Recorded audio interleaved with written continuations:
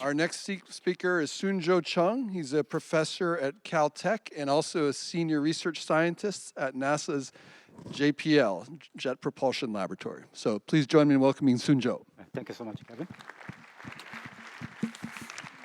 So I extracted only one word from my original title, which is a failure. So my talk is going to be about failure, how to handle failure, and how to detect failure, and how to actually learn failure so that we can make our robots more autonomous. Before I forget, you'll see two pictures, and two actually profoundly helped me and then and teach me all about robotics. So I want to acknowledge those two people you'll see. Okay, so these are the actual failure videos from some of our prior research.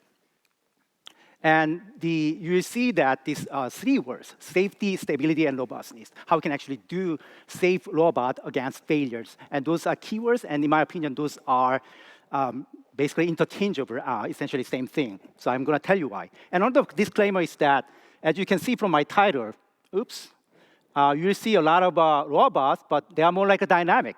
So I'm actually dealing with the dynamic fast robots. So this is the first bipedal robot. They can walk, they can fly, and they can ride a skateboard, and also do slacklining. And the reason why I'm actually showing this robot is not because of this multimodal capability, but because you can view this as a fall prevention system. Because I think we talked a lot about humanoid robots and bipedal robots, and I do believe that the reason why humanoid robot, bipedal robot is so difficult is because it's a basically inverted pendulum, and it's actually tend to fall. And so you can view that these thrusters, actually we have both thrusters, are synchronized, and then work with the leg joints to stabilize the walking motion, and also if there is a fall, it's going to prevent the robot from falling.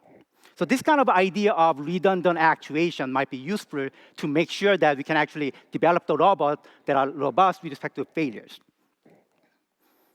Another thing is that because of the aerial robot, I'm also JPL senior research scientist, and I do believe that this Mars helicopter was the first aircraft that had a powered flight, achieved a powered flight in the skies of the world beyond Earth. So it was a spectacular kind of achievement, but at the same time, he had to end the mission because of this propeller failure. Propeller actually snapped off because of the crash. So you can see that helicopters are inherently not very safe, because if you lose a single rotor compound, it's going to lose the whole system. So that's why we are seeing a lot more robust system with the multi-rotor systems. But at the same time, we can think about the wings, and then Dario actually explained very well that the pros and cons of a winged vehicle and the multi-copter system. So when I was at Illinois with the Seth, we actually started reverse engineering bat flight, and we actually worked with the real bat researchers applying real bats, and we actually collected a lot of data. And so it was really fun endeavor. But I guess obviously you can see that birds and bats sometimes do stop flapping motions, and then they can glide. So that's another mechanism of achieving the fault tolerance. It's not only like a small airplanes. You remember the miracle of Hudson River. And then this US Airways 1549, they had a spectacular landing, and all these 150 passengers survived this ditching crash event. But I think they were lucky because there was an expert gliding flight pilot. So another extension of this one is that, yes, how can you prevent this kind of bird strike? Because birds, a flock of birds, they tend to fly around the airfield. So actually, I want to acknowledge that the person who actually really influenced this direction of research, how can we develop the robotic drone that can actually herd the flock of birds, is actually our general chair, Stefano. He actually did the low bird work in here. So instead of using a robotic bird of prey, we actually used just simple quadcopter, and we came up with some idea, motion planning algorithm, reverse engineering some of the flocking method, and swarm dynamics to actually herd a flock of live birds. It's a big bird, by the way, ICRA. We successfully experimentally validated that, so that we can actually hopefully prevent the bird strikes in the future. But going back to the winged aircraft, there is really a lot of attention to this kind of winged multicopter, and you see a lot of buzzwords, urban air mobility and flying cars. Essentially, those are multicopters and the wings. So wings can give you additional, maybe safety kind of modality, but also it gives you efficiency. But those aircraft, although they have multiple rotors, more than one, and then typically 8 or 12, still, if you lose one of them, like this one, you can actually crash because you have to really, within a split second, you have to make a decision, and then you have to reconfigure your controllers. So this is something that we are actively working on. We have some research just published in RAER. So this is our flying ambulance model, and it has a wing and multiple propellers. And using machine learning control method, we actually adopt this B matrix that can actually handle some wind-based disturbance at the same time. You can actually identify the failures, which propeller failed, without any additional sensors. Because this is a lightweight aircraft, so you don't want to add additional sensors for each actuators. So by just inspecting the additional internal adaptive control signal, you can actually identify which propeller failed, and then we can kind of reconfigure controllers. At the same time, we adapt to the wind-based disturbance. That I'm going to talk more about that later. So I have only 2 videos that are not really mine. So this is one of them. And obviously, this high-speed I almost said aircraft. This is a car, but it can sometimes fly like this. So I'm actually very happy to tell you that we just entered the Indy Autonomous Challenge. This is really our new rivalry there, and Caltech, and this is a real race car. And this is the American version of Formula One. It's called the IndyCar race. So it can actually travel up to 200 miles per hour. 200 miles per hour. That's 320 kilometers per hour. So whatever you actually learn from the aerodynamics of fast vehicles will actually do matter for these kind of ground vehicles. And sometimes do ground vehicles also fly, as you just saw there in the video.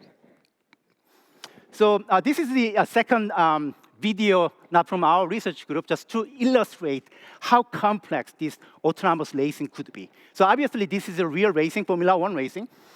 And you can see how compact those are. So I'm also kind of a swarm robotics expert, but you can see that, I mean, they are really compact, and they have to avoid a collision, and they have to really make a fast decision because these cars can really drive up to 200 miles per hour. And that's a Grozan crash, but nobody was, he still is a professional driver in the IndyCar.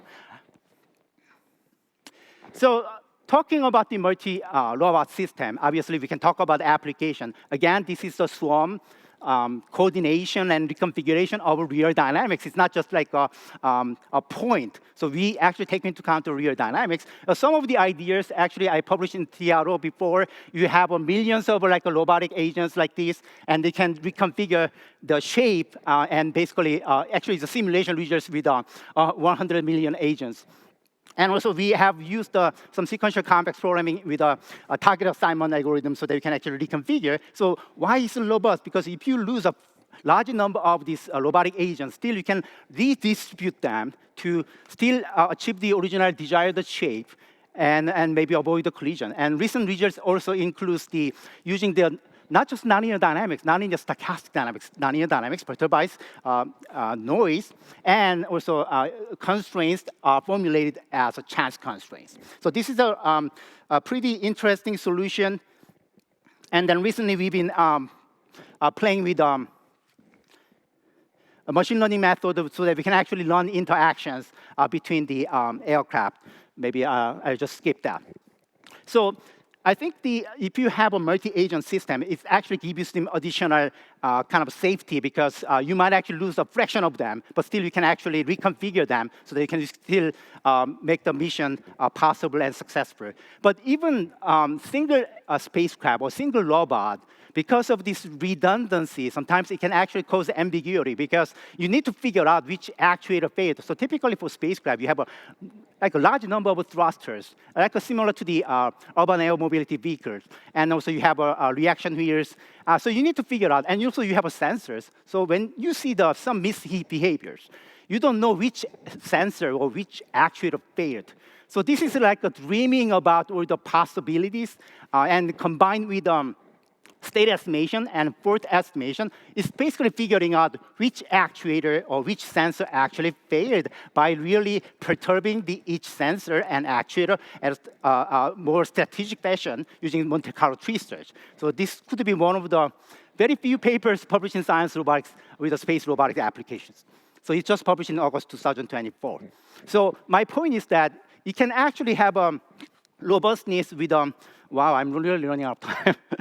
So I'm going to just be fast. It was very difficult to kind of explain this concept without using any equations. So Chung was my co-advisor. There is a very recent research. Chung just gave a talk yesterday. So when you actually talk about the safety and machine learning-based control algorithm, for example, you need to make sure that you have a safety and robustness. So those are somewhat interchangeable because in my opinion, it's not about the stability, about equilibrium point. It should be stability and robustness with respect to whatever disturbance. Disturbance could actually potentially include failure. It should be all about stability about trajectories. And then we gave a tutorial session in CDC, and you can also watch those videos and also annual reviews control based on the original paper by Chung with Winnie Low-Miller. So just my last part is that really how you actually apply machine learning to feedback control problem. So this application would be more like on feedback control problem. And I do believe that this is one of the better known research. And you have an unknown wind disturbance. And the big question is that you collect the data for 24 hours or 30 days to train the deep neural network to run the unknown model, because in aerial robotics, the unknown wind is a real challenge. And you want to solve that as an obvious Stokes equation, good luck. It's not going to get you the real answer. So this has been very effective. But now you fly your drone based on your deep learned model, and then you fly only 5 seconds, and you learn that actually the trained model is already wrong because the wind is really coming out of nowhere. So you need to have a really rapid adaptation of your deep neural network, but you're not carrying a supercomputer on this small-scale drone. So this was the really effective way of rapid adaptation without doing a full back propagation of entire neural network and basically doing a smart offline training. You just identify the last layer weights, and that can encapsulate whatever time-varying disturbance. That's wind speed. So we combine the deep neural network and meta-learning with the adaptive control. And the key idea is that it's not just conventional error tracking, error-based adaptive control. It's actually Zhang Jia's original work on the composite adaptation, basically combining gradient descent, basically system ID, online system ID, with a tracking error-based adaptive control. And does it work for other applications? Yes. So we just have this paper accepted in TRO. And now, instead of having this wind-based disturbance that's basically state-independent, so if you have a state-dependent errors, whatever complex function, you can learn that using deep neural network. But there are some terms that are time-varying independent of your neural network. State-dependent functions. So basically here, we have a ground interaction.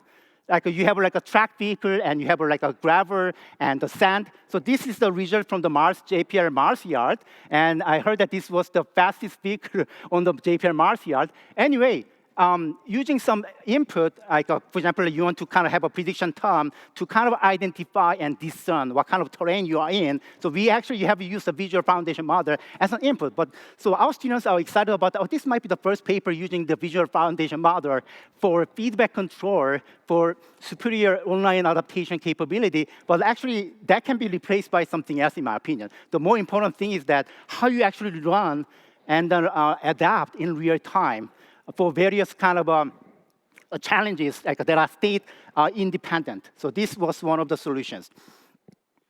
So with that, I do believe that almost all of my science robotics papers, and including, of course, TRO papers, do have a theorem proof.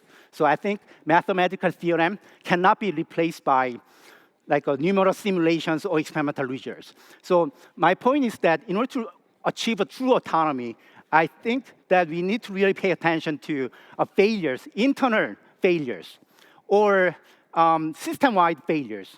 And then we pay attention to this research of fault identification, detection, and also recovery and adaptation, how to actually deal with these failures and disturbance. And that could be really important research. And I do want to see more research in the field of robotics doing FDIR, fault tolerant control, and so on.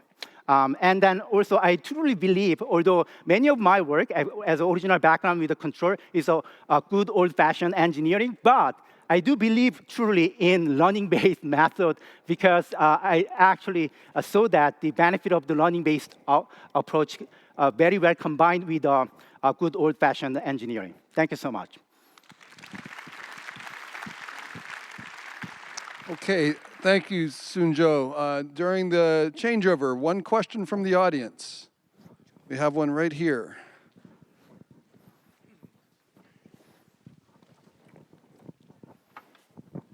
Thank you, Dr. Chung. You guys are doing some very cool work over in Pasadena. Question about the multi-robot space system that you mentioned.